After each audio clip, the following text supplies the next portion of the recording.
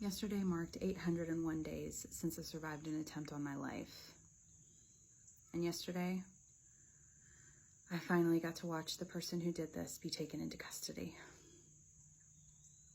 Let's talk about it. If this is popping up on your For You page, hi, my name is Annie. I'm 29 years old. I'm a mother of two.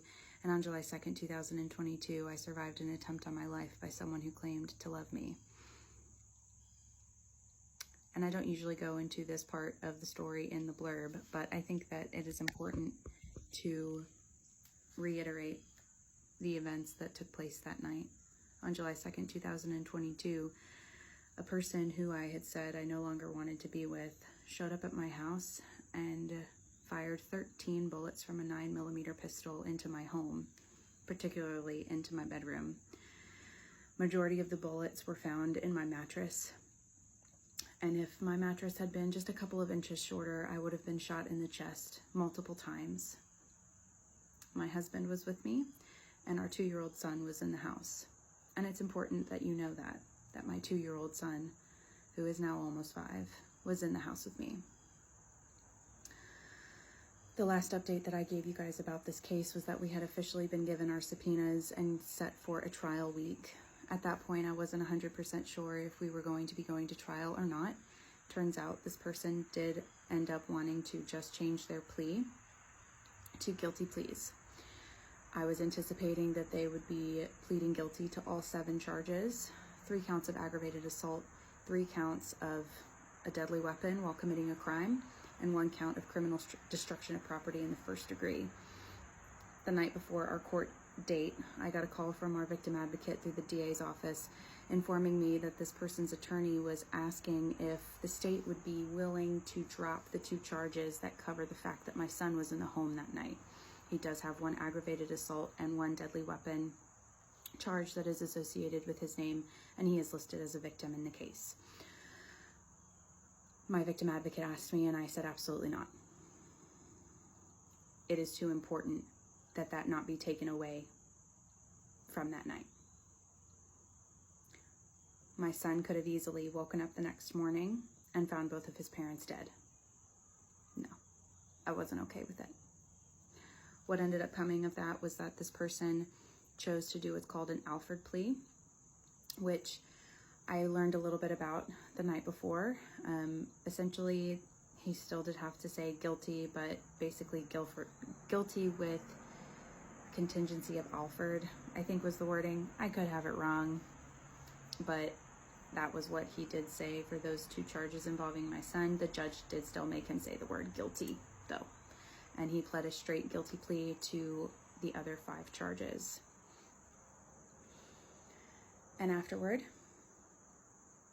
I watched him be handcuffed in the courtroom, and I was taken out of the courtroom, and I did get to watch him be loaded into a police cruiser and taken to jail. So what will happen now is we have another date at a later time for sentencing. Once again, I will not be saying that date on social media. I will give an update after it happens.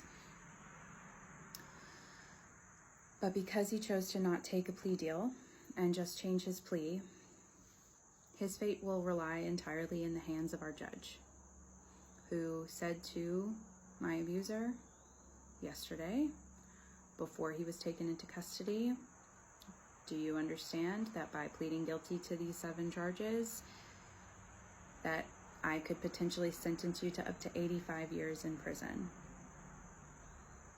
And this person said, yes, I understand. So I don't know what will happen next. I do know that the next time I see this person will be in a courtroom again, and I will more than likely be taking the stand that day and giving a victim impact statement to talk about the long-term effects that this has had on my life. But I want to just say this one thing.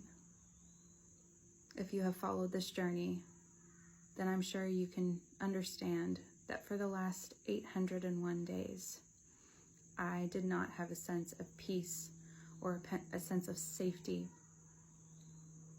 in my own home. Even though this person was on house arrest with ankle monitoring,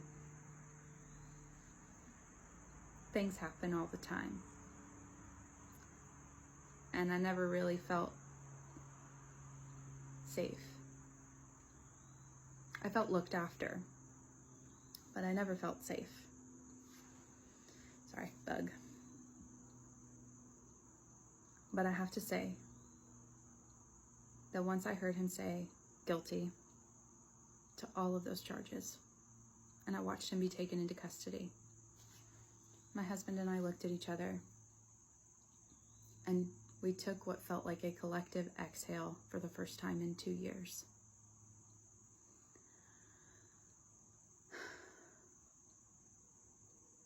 We can breathe.